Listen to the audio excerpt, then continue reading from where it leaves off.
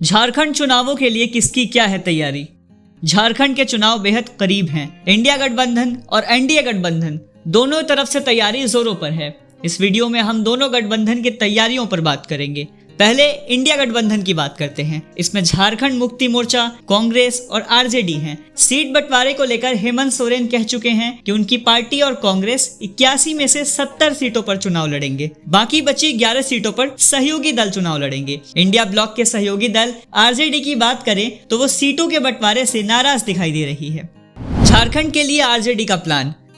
RJD के मनोज कुमार झा ने कहा कि करीब 20 सीटों पर उनकी पार्टी की मजबूत पकड़ है। ऐसे में उन्हें गठबंधन के तहत कम से कम 12 सीटें मिलनी चाहिए थी। उन्होंने ये भी कहा कि आरजेडी का एकमात्र उद्देश्य बीजेपी को हराना है। मनोज कुमार झा ने कहा कि उनकी पार्टी इंडिया गठबंधन को नुकसान नहीं पहुंचाएगी। मनोज कुमार झा का कहना है कि अगर आरजेडी अकेले भी चुनाव लड़ती है तो बाकी की सीटों पर जेएमएम और कांग्रेस के उम्मीदवारों को सपोर्ट करेंगे। झारखंड में किसका हाथ होगा ऊपर।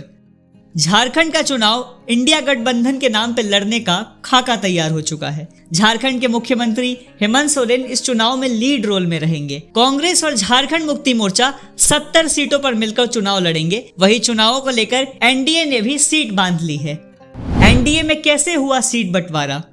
झारखंड विधानसभा चुनाव के लिए एनडीए में सीट शेयरिंग का ऐलान हो गया है। भारतीय जनता पार्टी 68 और आजसू 10 सीटों पर चुनाव लड़ेगी। नीतीश कुमार की पार्टी जेडीयू को 2 सीटें दी गई है, जबकि चिराग पासवान की पार्टी एलजेपी को लड़ने के लिए 1 सीट मिली है। जेडीयू को जमशेदपुर पश्चिम और तमाड़ की सीट दी गई है। वहीं एलजेपी के खाते में चतरा विधानसभा की सीट आई है।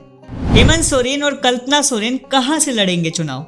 अब बात करते हैं उन 2 सीट्स की जिन पर सबकी नजर बनी हुई है। ये वो सीट होंगी जहां से हेमंत सोरेन और कल्पना सोरेन चुनावी मैदान में दिखेंगे। 2019 की बात करें तो हेमंत सोरेन ने बरहेट और दुमका से चुनाव लड़ा था। इन दोनों ही सीट्स पर उन्हें जीत मिली थी। हेमंत सोरेन ने दुमका की सीट छोड़ दी थी, जहां उपचुनाव के बाद हेमंत सोरेन के भाई बसंत सोरेन ने जीत हासिल की थी। वहीं गांडेय उपचुनाव में कल्पना सोरेन ने जीत हासिल की थी। माना जा रहा है कि हेमंत सोरेन और कल्पना सोरेन बरहेट और गांडेय से ही चुनावी मैदान में उतरेंगे।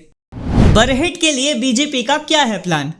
बरहेट विधानसभा की सीट सबसे हॉट सीट में से एक है। यह सीट अनुसूचित जनजाति के लिए आरक्षित है। जेएमएम के नजरिए से उनके लिए यह सबसे सुरक्षित सीट है। इस सीट का रिकॉर्ड है, यहाँ से बीजेपी चुनाव नहीं जीती है। इसी वजह से माना जा रहा है कि बीजेपी इस सीट के लिए नए चेहरे को उतार सकती है। इस खबर पे क्या है आपकी राय, हमें कमेंट सेक्शन में जरूर बताएं। ऐसी और खबरों के लिए सब्सक्राइब करें द हिंदी टॉप। साथ ही हमें एक्स यानी ट्विटर, फेसबुक और इंस्टाग्राम पे फॉलो करना ना भूलें।